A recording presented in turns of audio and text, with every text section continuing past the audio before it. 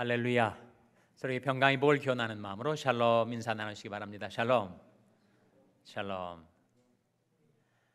네, 오늘도 금요 제자훈련에 잘 나오셨습니다. 지난주 숙제 기억하시죠? 어떻게 되죠? 베드로전서 1장 15절 16절 말씀 같이 한번 낭송하겠습니다. 공식에 맞춰서 시작.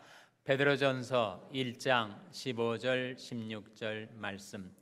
오직 너희를 부르신 거룩한 자처럼 너희도 모든 행실에 거룩한 자가 되라. 기록하시되 내가 거룩하니 너희도 거룩할지어다 하셨느니라. 베드로전서 1장 15절 16절 말씀. 잘 암송하셨습니다. 순전히 실력으로 하시는 거죠? 시력으로 하는 거 아니죠? 시력으로. 숙제를 기억하시는 것만 해도 대단하시고 이렇게 또 암송을 또 이렇게 같이 하니까 좀 쉽긴 쉽죠? 혼자 하는 것보다. 한 분 한 분 앞에서 나와가지고 홀로 한번 암송을 하시라고 하면 부담이 좀 더 커지실 거예요. 그래서 우리 같이 낭송하니까 우리 한번 다시 한번 낭송해 보겠습니다. 시작. 베드로전서 1장 15절 16절 말씀. 오직 너희를 부르신 거룩한 자처럼 너희도 모든 행실에 거룩한 자가 되라. 기록하시되 내가 거룩하니 너희도 거룩할지어다 하셨느니라. 베드로전서 1장 15절 16절 말씀. 아멘. 잘 하셨습니다. 암송도 잘하셨고 낭송도 잘 하셨습니다. 우리 하우스키핑, 우리 살림살이에 대한 몇 가지 안내 말씀드리고 그 다음에 오늘 공과 진도 나가도록 하겠어요. 우리 성인교육부에서 공고가 나와서 여기 문 가운데 문하고 저쪽 문하고 공고가 붙어 있는데 이것은 이제 금년 1년간 제자훈련 개근상 수상자 명단을 발표를 하고 있습니다. 그래서 여기에 전부 몇 분인가요? 22명, 22분이 개근상 수상자로 이렇게 나와 있는데 혹시 사무착오로 성함이 누락된 분들이 계시다면 오늘 나가면서 한번 확인하시고 착오가 있으면 우리 성인교육부에 알려주시면 확인 후 수정을 하도록 하겠습니다. 개근하신 분께는 다음 주 금요일 종강 시간에 상장과 상품은 뭐 대단한 상품은 아니고 수건을 드린다고 그래요. 수여가 되겠다고 하니까 또 상품을 도네이션해 주신 분께 감사를 드립니다. 과정 수료증은 내년도 이제 제 3권까지 다 마친 다음에 전체 출석일에서 5번 빠지신 분까지 수여되게 될 예정입니다. 그래서 금년 개근 하신 분들 명단이 나와 있는데 한번 확인하시고 그리고 필요한 사항이 있으면 성인교육부에 알려주시기를 바랍니다. 오늘로써 우리 가지고 있는 제자훈련 2권이 오늘로써 끝나게 되죠. 그리고 다음 주에 금년 금요 제자훈련은 종강을 하게 됩니다. 그리고 그 다음 주는 추수감사 주간, 추수감사 주일이어서 그렇지 않아도 하루를 쉬게 되고 12월 달에는 찬양 기도회가 진행이 되겠습니다. 그리고 금요 제자훈련은 내년 2월 초에 다시 개강이 될 그런 일정입니다. 그래서 다음 주가 사실상 금년에 금요 제자훈련으로서는 마지막 주가 되고 또 이 교재가 오늘로서 끝나고 다음 주는 특강을 하게 되는데 여러분 마지막 시간까지 참석하셔서 유종의 미를 거두시고 성인교육부에서 조그만 책거리를 해야 되지 않겠습니까? 다음 주에 계획이 되어 있으니까 다음 주에는 모두 참석해 주시기를 바랍니다. 혹시 질문 있어요? 질문? 다 명확하게 전달이 되셨습니까? 네, 다 그렇게 일정 그렇게 알아주시면 되겠습니다. 오늘은 이 2권의 마지막 과입니다. 마지막 과 제목이 뭐죠? 예수 그리스도의 재림입니다. 예수 그리스도의 재림. 서론에 나와 있는 내용 한번 보시기 바랍니다. 예수님이 다시 오신다는 약속은 성경에 남아 있는 마지막 예언이다. 이것은 예수님 자신이 여러 번 말씀하신 약속이며 초대교로부터 지금까지 모든 성도가 기다리고 있는 마지막 소망이다. 재림과 함께 하나님의 구원 계획은 완전히 어떻게 된다고요? 완성되며 이 세상은 영원한 종말을 고하게 된다. 여러분이 성경을 이해하심에 있어서 큰 성경 이해의 구도를 여러분이 파악을 하시는 것이 중요합니다. 아주 심플한 건데 이것을 기억하고 성경을 읽는 거하고 이것 없이 그냥 성경을 단편적으로 이해하는 거하고는 무척 큰 차이가 납니다. 성경 창세기부터 요한계시록까지 성경 전체의 구도를 이해를 하는 것이 중요하다는 거예요. 결국은 그 네 개의 중요한 컨셉, 중요한 개념으로 요약될 수가 있습니다. 바로 창조, 타락, 구속, 완성이라는 구도입니다. 잘 아시듯이 창세기에 하나님이 창조의 역사가 이루어졌었죠. 천지 만물과 그 가운데는 모든 인간과 동식물들을 하나님이 창조하셨죠. 창조의 신비, 창조 중에서도 핵심은 하나님께서 사람을 무엇을 따라 창조하셨다고요? 하나님의 형상을 따라 창조하셨다. 그리고 하나님의 형상대로 지음받은 인간에게 하나님이 뭘 하셨습니까? 축복하셨습니다. 하나님은 축복의 하나님, 복을 주시기를 즐겨하시는 하나님. 요즘 기독교 엔티 세력들이 워낙 많고 또 심지어 기독교계 안에서도 너무 슈퍼크리티컬, 너무 지나치게 비평적인 사람들은 축복을 별로 달가워하지 않아요. 그래서 이 기복신앙이라고 얘기를 하거든요. 무슨 그런 기복신앙을 갖고 신앙생활 하느냐라고 하는데, 기복이란 말이 복을 기원한다는 말입니다. 그래서 기복신앙이 비평을 받게 되는 정당한 여지가 있어요. 그것은 하나님께 복을 받아가지고 그것을 온통 자기 자신만을 위해서 쓰는 것, 자기 이기심의 충족을 위해서 쓰는 것, 자기 욕망, 자기 쾌락을 위해서 하나님께 받은 복을 쓴다면 그건 정말 잘못된 기복신앙이지요. 그 축복을 받아가지고 하나님의 영광을 위해서 쓰고 이웃을 위해서 쓰고 그리고 자기가 이 세상의 축복의 통로가 되어서 하나님께서 보시는 축복이 나도 받아 누리지만 남에게까지 축복의 강물이 흘러 넘치도록 살아가는 것, 그것은 결코 비판할 수 없는 그런 아름다운 신앙생활의 모습이지요. 그래서 창세기부터 요한계시록까지 성경은 하나님의 축복을 증거합니다. 하나님이 처음 인간을 창조하실 때에도 하나님의 형상대로 지으시고 그들을 축복하셨어요.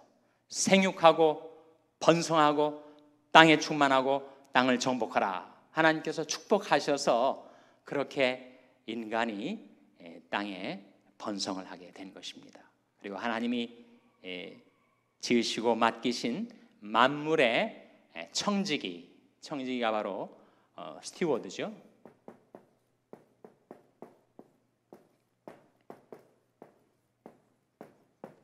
요즘 말로 하면 매니저라고 할 수 있습니다.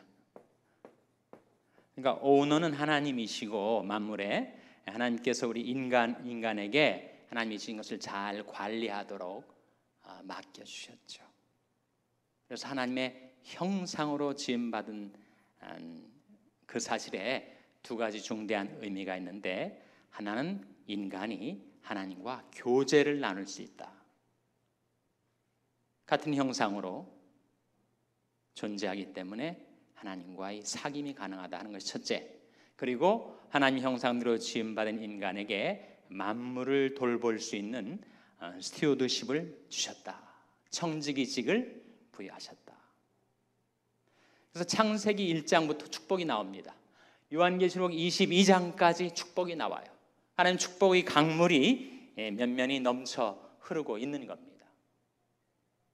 그러니까 우리가 하나님 앞에 나와서 축복을 구하는 것은, 그것은 고귀한 일이에요. 결코 비판하거나 또는 경홀히 여길 수 없는 고귀한 신앙의 모습입니다. 하나님께 축복을 받아 사는 존재이기 때문에. 사람이 창조의 역사가 이루어졌는데, 불행하게도 인간이 하나님이 주신 은총의 자유를 남용해서 결국은 불순종의 길을 택하고 타락을 하게 되죠. 타락한 인간, 죄가 불러온 모든 고통과 슬픔에서 하나님께서 인간을 구원하시기 위하여 구속의 역사를 이루셨습니다. 뭐로 이루셨죠? 예수 그리스도의 십자가와 부활로서 우리 모든 죄 문제를 다 해결해 주시고 우리와 하나님과의 관계를 회복시킨 것이죠. reconciliation, 화목을 이루셨습니다. 내가 내 허물을 빽빽한 구름이 사라진 같이, 내 죄를 안개에 사라진 같이 도말하였으니 너는 내게로 돌아오라. 내가 너를 구속하였음이니라. 하나님이 구속의 역사를 이루셨단 말이에요. 그래서 누구든지 하나님께로 회개하고 예수를 믿은 자는 구속의 은총을 받고 구원을 받는다는 말입니다. 죄 씻음 받고 죄 용서함 받고 하나님과의 관계가 회복돼서 우리가 하나님의 자녀로서 살아가게 돼요. 바로 저와 여러분이 현재 처해 있는 스테이지, 단계입니다. 우리 이 단계에서 창조와 타락과 구속이 이루어진 단계에서 살아가지만, 우리가 이 육신을 지니고 있고 우리 안에 죄성이 남아있어서, 죄악이 잔재죠. 그 죄성이 남아있어 가지고 우리는 죄와의 끊임없는 갈등과 영적인 싸움을 싸우면서 어떤 때는 좀 이기고 어떤 때는 처절하게 패배를 합니다. 영적인 싸움이 진행되고 있어요. 그리고 이 육신 자체가 이것이 영원한 몸이 아니거든요. 그러니까 병들고 사고 나면 깨지고 부서지고 터지고, 그래서 이 몸도 wear and tear, 닳아지고 찢어지고 감가상각이 계속되다가 결국은 이 땅에 있는 장막집이 무너질 때가 온다는 거예요. 그래서 우리가 살고 있는 이 구속의 스테이지는 완성을 기다립니다. 로마서 8장에서 사도 바울이 우리가 피조물이 허무한데 굴복하게 되는 그 인간 실존이 처절한 한계 속에서 하나님의 완성의 날이 도래하기를 그렇게 고대하는 장면이 나오죠. 인간을 포함한 모든 피조물들이 바로 이 완성의 날이 도래하기를 그렇게 갈망하고 고대하며 살아가고 있다는 것입니다. 그러면 이 구속은 뭐고 완성은 뭐냐? 구속 자체가 완성이 아니냐? 완성 자체가 구속이 아니냐? 거기에 공통점과 차이점이 있다는 거예요.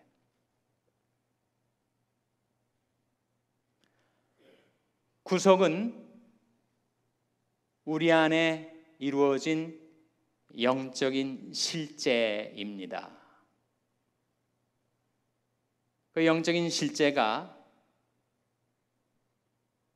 가시적으로 그리고 물질적으로 우주적으로 실현될 순간이 바로 완성, 컨서메이션이라는 거예요.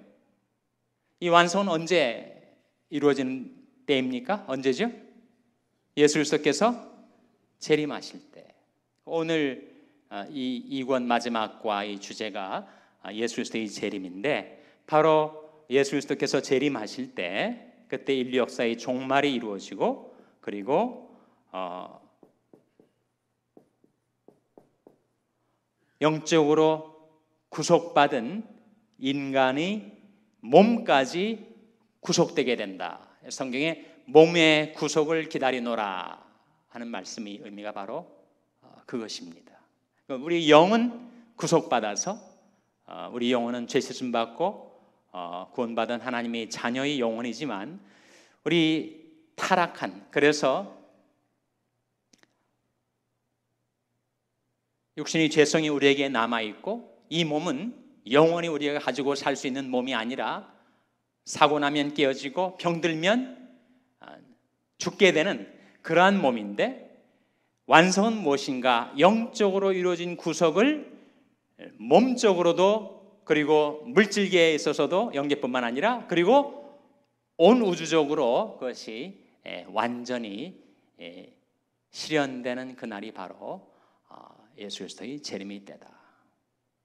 그래서 성경은 이러한 크게 4가지의 컨셉을 지닌 구도를 지니고 있습니다. 창조와 타락과 구속과 완성. 하나님이 창조를 인간이 죄악이 훼손하고 왜곡하고 그야말로 떨어뜨렸을 때, 타락시켰을 때 하나님께서 그것을 다시 구속으로 끌어올리시고 그것을 완성으로 이루신다. 그것이 성경 전체를 4개의 중요한 개념으로 이해할 수 있는 구도예요. 이것을 묵상하시고 여러분이 신앙적으로 갖게 되는 질문들을 이 구도를 전제로 해서 이해하려고 하시면 많은 의문들이, 많은 질문들이 풀려나갈 거예요. 세세한 질문들은 이 시간 다루지 않겠습니다. 여기서 여러분이 한 가지 기억하셔야 할 것은 바로 이 완성의 이 순간이 언제인가? 바로 우리 주 예수 그리스도께서 재림하셔서 영적으로 이루어진 구속을, 몸의 구속, 온 물질계의 구속, 온 우주의 구속을 마침내 이루시게 되는 것이 바로 완성의 순간이다. 인류 역사의 종말임과 동시에 영원 세계의 시작이고, 그것은 바로 예수 그리스도의 재림을 통해서 완성이 된다라고 하는 것을 여러분이 기억을 하시면 도움이 되실 겁니다. 질문 있어요? 여기에 대해서? 질문이 없으시죠? 예, 질문 있습니까? 예. 네. 예.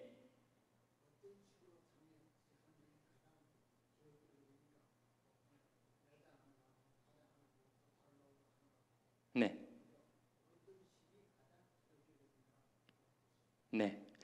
네. 좋은 질문 하셨는데요. 실적인 질문이기도 하고, 그래서 기독교인들이 화장을 별로 좋아하질 않아요. 그 이유는 이 몸이 죽지만 나중에 부활될 몸인데 완전히 불태워가지고 재로 없애버리면 그러면 나중에 부활 시에 좀 곤란하지 않겠는가. 그러니까 하여튼 몸은 죽어도 땅속에 매장을 하는 것이 더 좋지 않는가. 그것은 좀 비상적으로 보는 관점이지요. 사람이 죽을 때 항상 이 몸이 온전히 보존된 상태로 영혼만 떠나고 육신이 남게 되는 경우만 있는가? 그렇지 않은 경우도 많습니다. 제 미국 친구 한 사람의 친척이 이 하이웨이에서 자동차를 몰고 가다가 유조차랑 부딪혔어요. 그래가지고 완전히 산화돼 버렸습니다. 뭐 조그만 신체 일부도 찾을 수 없을 정도로 다 그야말로 산화가 돼버렸어요. 이번에 세월호 사건으로 아직 아홉 명이 시체가 인양이 되지 않은 상태로 배가 바닷속에 잠겨 있는데, 정말 해양에서 재난 사고로 물에 빠져 죽어가지고 그 시신을 수습할 수 없게 죽어버린 사람들도 있단 말이죠. 또 화재 사고로 죽은 사람도 있고, 그 사람들은 정말 매장을 할 수가 없는 그런 사람. 그런 사람들은 나중에 예수 그리스도께서 재림하실 때 부활할 수가 없는가? 그건 아니죠. 매장을 했든 화장을 했든 우리 육신은 다 본 흙으로 돌아갑니다. 다 먼지가 돼버려요. 다 사라져 버립니다. 그래서 사실 매장한다 하더라도 땅 속에 불과 며칠 있는 것이지, 좀만 시간이 경과하면 다 벌레가 들고 부패하고, 그리고 형체를 알아볼 수 없을 정도로 다 썩어버리는 것이 육신이에요. 그러니까 기독교인들이 화장을 해도 되느냐? 화장을 해도 됩니다. 매장만 해야 되는가? 그렇지는 않다는 거죠. 그래서 더군다나 미국은 좀 형편이 낮지만 한국 사회처럼 사람의 몸을 매장할 수 있는 공간도 점점 좁아지는, 그야말로 인구 밀도가 높은 그런 나라, 그런 공간 속에서 기독교인들이 꼭 나는 매장만 하겠다라고 고집하는 것이 바람직한 것은 아니죠. 매장을 원하면, 또 매장을 할 수 있으면 매장을 하는 것 좋습니다. 그러나 그것만이 유일한 장례식의 방법이고, 화장은 부활 시에 곤란한 문제를 생겨나게 하는 것이다 라고 생각하는 것은 잘못된 것이죠. 이해가 됐습니까? 예, 또 질문 있습니까? 질문 없으신 걸로 알고 이제 교재의 질문 보도록 하겠습니다. 2번 봐주시기 바랍니다.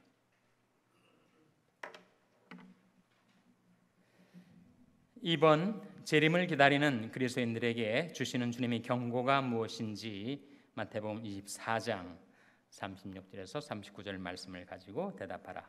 1번, 재림의 시기는 언제죠? 재림의 시기는 언제입니까? 2014년도 12월 28일입니까? 예. 재림의 시기는 아무도 모른다. 하늘에 있는 천사들은 압니까?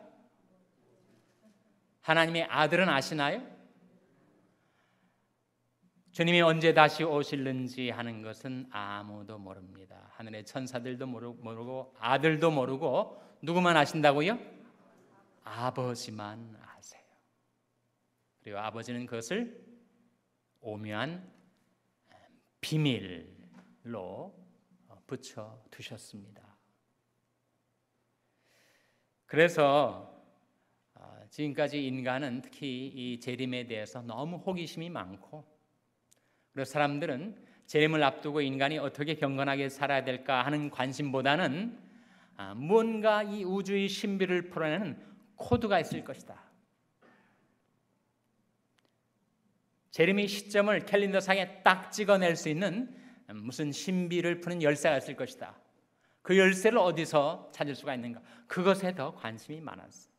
그래서 계속해서 예수님의 재림 날짜를 추정을 해서 그것을 발표를 했습니다. 2000년 교회사 속에서 얼마나 많은 나라에서 얼마나 많은 그런 일들이 벌어졌는지 모르는데, 그것은 100% 틀렸어요.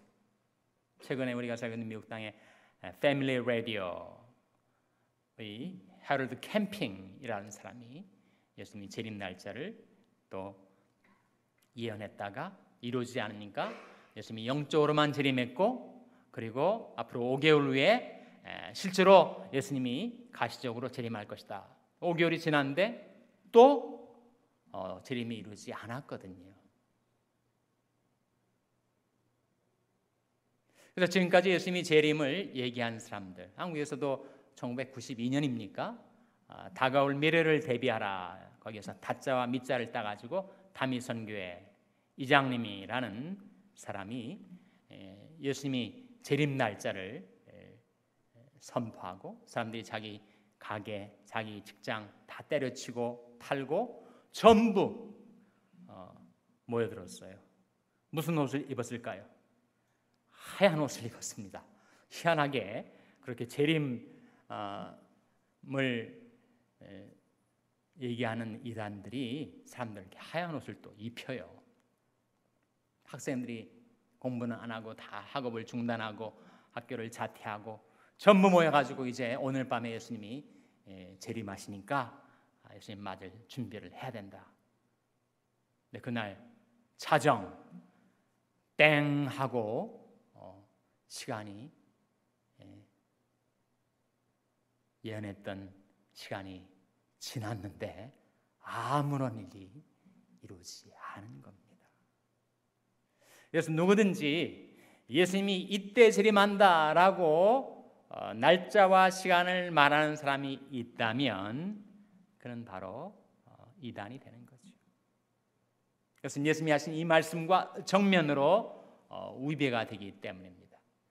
그 날과 그 시는 아무도 모른다. 하늘에 있는 천사들도 아들도 모르고 오직 아버지만 아시느니라 했던 그 재림이 일시를 누가 예언을 하고 그리고 그것을 선포를 한다면 그것은 즉시 스스로가 이단으로 빠져드는 것이 되고 마는 거죠.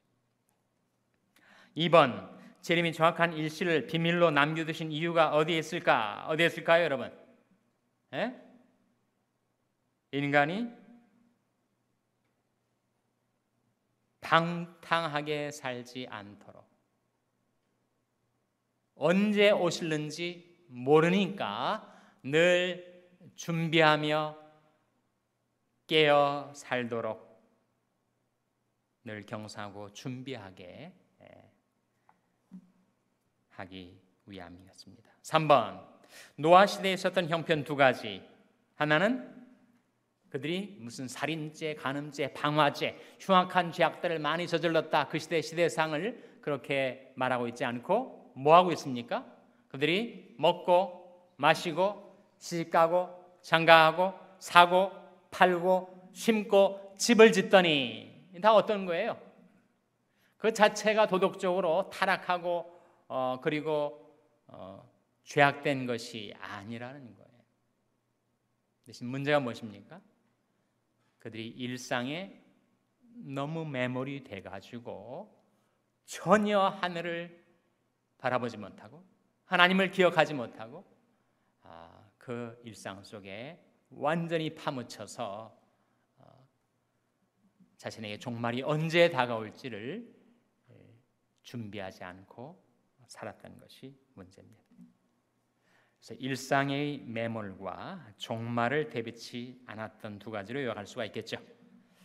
4번, 오늘의 형편이 노아 시대와 비슷하고 볼 수 있는 증거가 있는가? 당신 자신과 비춰볼 때 가장 염려스러운 것은 무엇인가? 오늘날도 마찬가지죠. 오늘날도 물론 흉악한 죄악들이 처처에서 벌어지지만 그런 흉악한 죄악을 범하지 않는다 할지라도 사람들이 전혀 다가올 종말을 준비하지도 않고 먹고 마시고 시집가고 장가하고 사고 팔고 심고 집을 짓는 그 일에 온통 관심이 다 빼앗겨 있는 것이 노아 시대와 다를 바가 없습니다. 5번, 노아 시대의 사람들이 마지막 순간까지 그들에게 임하는 하나님의 심판에 대해서 깨닫지 못하였다고 한다. 깨닫지 못한 원인을 누가복음 21장 34절을 가지고 설명하라. 거기에 세 가지가 나오죠. 무엇입니까? 예수 하신 분들 뭐라고요? 방탕함과 술 취함과 생활의 염려. 6번에 위에서 찾아본 세 가지 원인 중에서 당신의 영을 가장 어둡게 만드는 무서운 적은 무엇이라고 생각하는가? 자문자답해 보세요. 내 문제는 뭘까? 방탕함의 문제일까? 아니면 술 취함의 문제일까? 아니면 생활의 염려 때문에 내 마음이 둔하여지고 영성이 무뎌지고 흐려지는 것이 가장 큰 원인일까? 내게 있어서는 방탕이 문제냐, 술참이 문제냐, 생활의 염려에 휘둘리고 짓눌리는 것이 문제냐? 각자가 자가진단 해보시라 하는 것입니다. 7번, 깨닫지 못하는 불행한 사람이 되지 않으려면 어떻게 해야 합니까? 어떻게 해야 된다고요? 항상 기도하며 어떻게 하라고요? 깨어 있으라. 항상 기도하며 깨어 있으라. 그것이 일상에 매몰되지 않는 비결입니다. 늘 영적으로 깨어 있어서 하나님과의 교통 가운데, 기도 가운데 깨어 있는 삶. 그래서 우리가 오늘 재림에 대해서 말씀을 나누고 있는데, 재림은 결국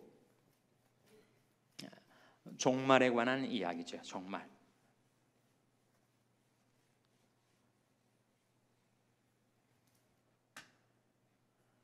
근데 종말에는 세 가지 종말이 있습니다. 첫째로 개인적인 종말이라는 게 있어요.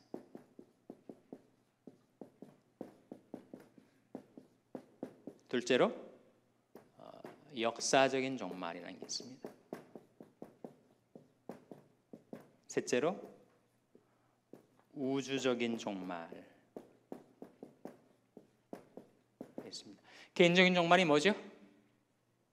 죽음이죠, 죽음. 우리 모두가 이 세상에 살다가 반드시 죽습니다. 한 번 죽는 것은 사람에게 정하신 것이요 그 후에는 심판이 있으리니. 개인적인 종말. 역사적인 종말은 뭐죠? 역사적인 종말은 어떤 한 역사의 시기가 끝나는 때, 예를 들어서 고려시대가 종말을 구한 순간이 있죠. 조선시대가 종말을 구한 순간이 있습니다. 대한제국이 종말을 구한 순간이 있어요.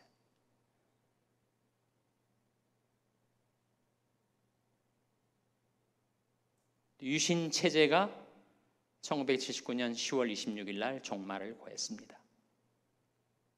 어떤 역사적인 시기가 종말을 구하고 새로운 시기가 열리게 되는 것이 역사적인 종말이죠. 우리 민족사에 있어서 최근에 현대 1950년에 6.25 사변, 소위 말하는 한국전쟁, 그는 정말 우리 민족의 비극이었고 한민족에서는 한 시대의 종말을 구하는 그런 순간이죠. 그것은 어느 시대, 어느 나라에서나 있을 수가 있습니다. 잉카 문명의 종말, 아스텍 문명의 종말, 바벨론 문명의 종말, 이집트 문명의 종말이 있단 말이에요. 그것이 문명이든 왕조든 정권이든 한 시대가 끝나고 새로운 시대가 시작되는 역사적인 종말이 있습니다.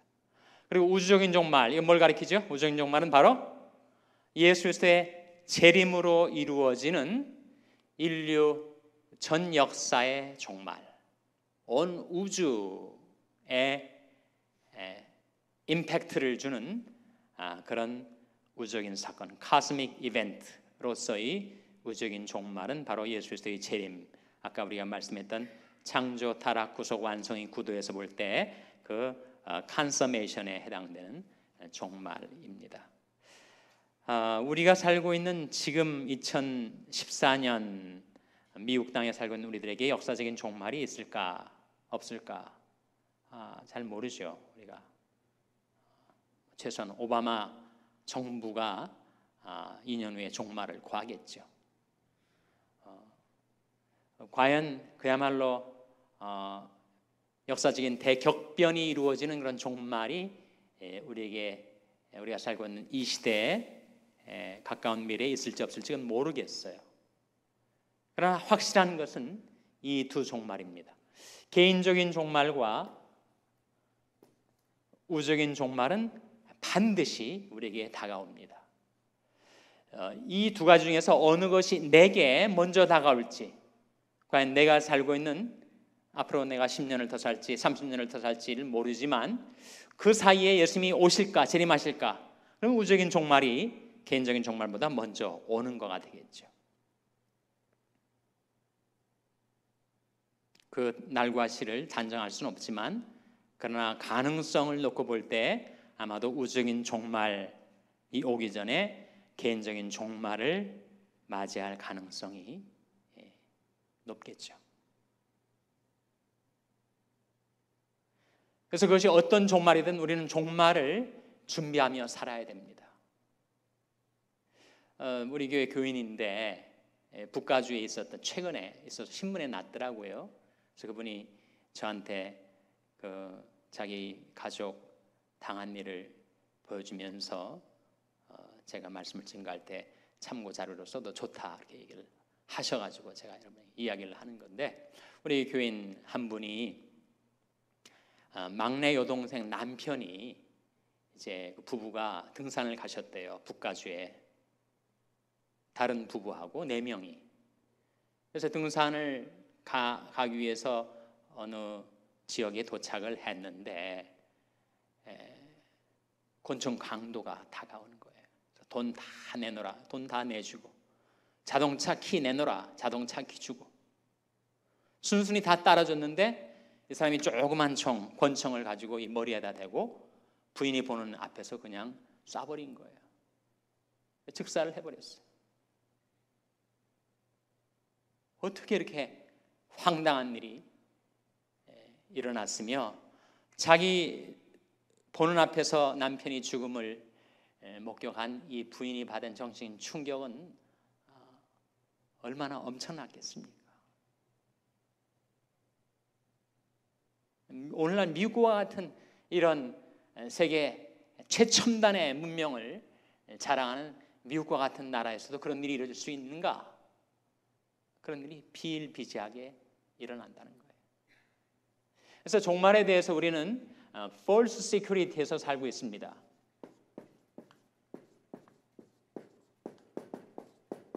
거짓된 안전지대에서 살고 있어요. 괜찮을 거다. 다른 사람은 다 죽어도, 다른 사람은 그런 일을, 불행한 일을 당해도 나한테만은 그런 일이 이루어지지 않을 것이다. 그런 일이 닥치지 않을 것이다. 라고 하는 거짓된 가상, 그런 기대 속에서 사람들이 살아갑니다. 데살로니가전서 5장에 나오는 말씀인데, 저희가 평안하다, 안전하다라고 말할 때 종말이 다가온다는 거예요. 우리 중에 누구도 그런 불행한 일들은 다른 사람에게나 일어나는 것이 나한테는 결코 일어나지 않을 것이다 라고 장담할 수 있는 사람이 아무도 없다는 거예요. 그것이 자동차 사고로 일어날지, 비행기 사고로 일어날지, 박테리아로 일어날지, 바이러스로 일어날지, 어떤 사고, 어떤 예기치 못한 일이 닥쳐와서 내가 개인적인 종말을 맞이하게 될지 우리는 아무도 모릅니다. 그래서 그 누구도 무사태평하게 살아갈 수가 없어요. 돈이 우리의 안전보장이 되지 못합니다. 권세가, 가정이, 내 백그라운드가 그 무엇도 나의 안전지대를 만들어주지 못해요. 사람들이 평안하다, 안전하다라고 생각하는 모든 것들은 다 false security, 거짓된 안전지대에서 그렇게 스스로의 마음을 위임하면서 살아가지만, 우리가 살고 있는 세상은 반드시 종말이 다가오고 그 종말을 우리는 대비하고 준비하면서 살아가야 한다라고 성경은 우리에게 일러주죠. 그래서 누가복음 21장 우리가 본 말씀이지만, 그날은 지구상에 관한 모든 사람에 임할 거다. 그리고 덫과 같이 임할 거다. 그러면 쥐를 잡는 덫이든 짐승을 잡는 덫이든 설마 하고 들어갔는데 덫이 덮쳐버리는 거죠.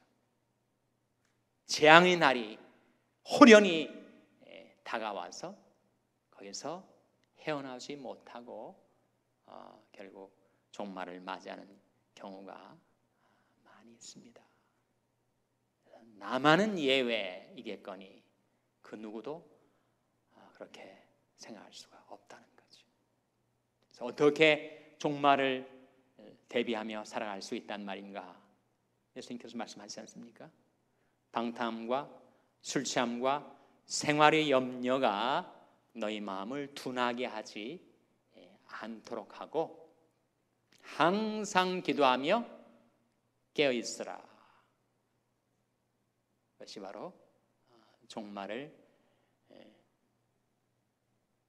준비하며 살아가는 삶의 모습이라고 말씀해 주신 겁니다.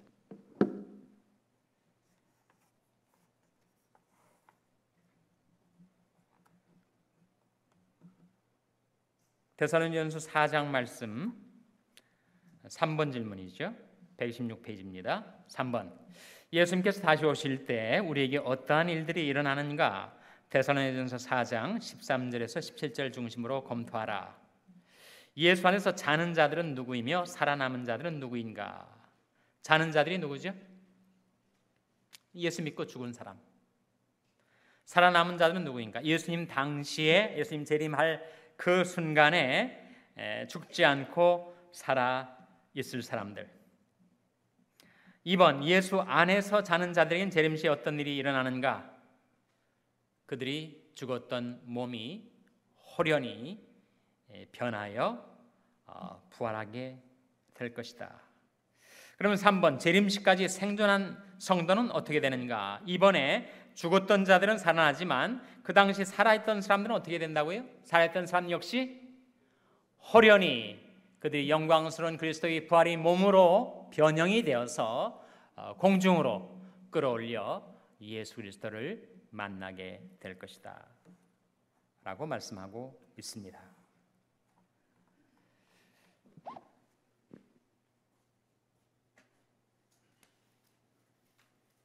그래서 예수 그리스도의 재림은 저와 여러분이 가지고 있는 캘린더 상에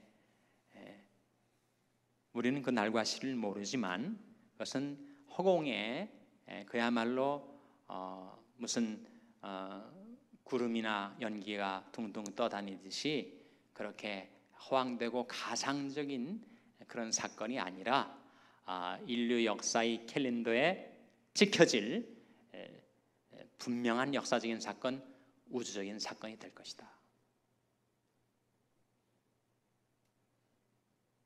그러나 동시에 누가 그때 재림하시는 예수 그리스도를 만나 뵐 수 있는가? 이 재림이란 말을 거꾸로 하면 뭐가 되죠? 재림을 거꾸로 하면 임재가 됩니다. 그러니까 예수 그리스도의 재림을 맞이할 사람은 예수 그리스도의 임재를 경험하고 오늘도 내일도 예수 그리스도를 모시고 살아가는 사람.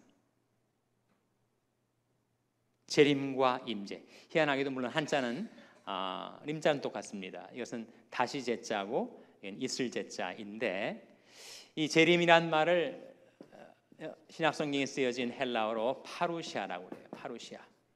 파루시아는 파라라는 말하고 우시아라는 말이 결합입니다. 두 몸이 만나면서 겹쳐져서 파루시아가 된 거죠. 파라의 뜻은 무엇인가? 파라는 beside, 옆에란 뜻이에요. 그리고 희한한 것은 이 우시아라는 이 동명사가 두 가지 의미가 있어요. 하나는 coming, 오다란 뜻이고 하나는 being, 존재하다 그런 뜻이에요. 그러니까 파루시아가 뭐냐? 파루시아는 내 옆에 오시는 사건이란 뜻도 되고 또는 내 옆에 계시는 사건이란 뜻도 된다는 거예요. 마치 재림과 임재가 그러하듯이 누가 예수 그리스도의 재림을 맞이할 수 있는가? 오늘의 나는 일상 속에서 그리스도의 임재를 경험하고 살아가는 사람. 내가 여호와를 항상 내 앞에 모시며 그가 내 우편에 계심으로 내가 요동치 아니하리로다 하신 말씀대로 하나님을 내 앞에 모시고 예수 그리스도께서 내 우편에 계셔서 나와 내 옆에 계시는 주님, 그 주님이 임재를 경험한 사람이 결국 주님의 재림을 맞이하게 된다는 거죠. 그래서 우리가 예수님이 언제 오실지, 그 우주적인 사건이 과연 어떻게 펼쳐질지, 그때 예수 그리스도의 재림하시는 광경을 보고 많은 사람들이 가슴을 치며 곡하는 사람들이 있게 되는데, 그 사람들 중에는 예수님이 이 세상에 성육신하셔서 오셨을 때 옆구리를 창으로 찌르고 손과 발에 대못을 박던 로마 병정들도 있다는 거예요. 그리고 지구상에 가는 모든 사람들이 다 예수 그리스도가 오시는 것을 목격하게 될 것이다 라고 했는데, 아니 그러면 이 동그란 지구가 갑자기 평평하게 펴져가지고 모든 사람들이 동시에 예수 그리스도를 본다는 말인가? 아니면 예수 그리스도가 재림하시는 광경을 소위 우주적인 텔레비전 방송으로 중계를 해가지고 지구 정반대 끝에 가는 사람이 동시에 볼 수 있다는 말인가? 우리는 그 우주적인 대격변의 이 종말적인 사건을 다 알지 못합니다. 과연 어떤 일이 그때 내게 벌어질지 우리는 예측을 못해요. 그러나 한 가지 분명한 것, 그것은 누가 예수 그리스도를 영접할 수 있는가? 그것은 오늘이라는 시간 속에서 예수 그리스도를 영접하는 사람들, 그래서 영접하는 자, 곧 그 이름을 믿는 자들에게는 하나님의 자녀가 되는 권세를 주셨으니, 나는 예수 그리스도를 내 마음과 삶 속에 영접해드리고 하나님께서는 그러한 나를 영접해 주시고, 그러므로 주께서 말씀하시기를 너희는 저희 중에서 나와서 따로 있고 부정한 것을 만지지 말라. 내가 너희를 영접하여 내게 아버지가 되고 너희는 내게 자녀가 되리라. 누가 예수 그리스도의 재림의 영광 가운데 참여할 수 있는가? 오늘도 내 옆에 예수 그리스도를 모시고 그리스도의 임재 속에서 살아가는 자가 결국은 재림하시는 주님을 맞이하게 될 것이다 라고 하는 것이 성경이 우리에게 가르쳐주는 재림에 관한 메시지입니다. 질문 있으면 해주세요. 질문.